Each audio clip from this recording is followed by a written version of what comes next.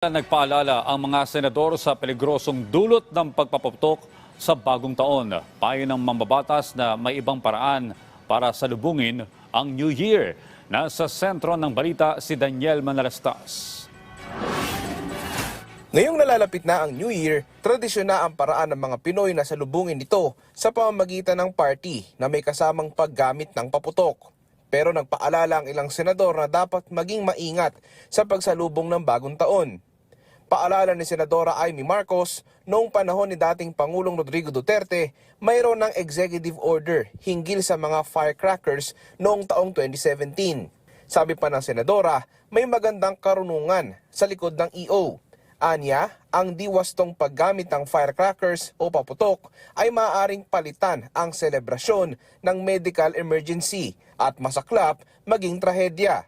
Kaya panawagan niya salubungin ang bagong taon ng ligtas.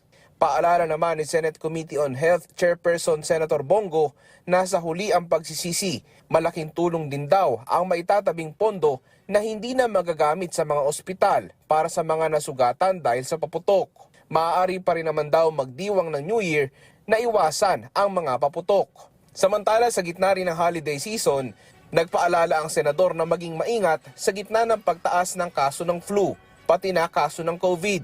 Importante dito ay hindi tumaas yung kaso at yung occupancy rate po ng mga ospital ay hindi mapuno at meron tayong supply ng gamot kung sakasakaling lumala yung sakit.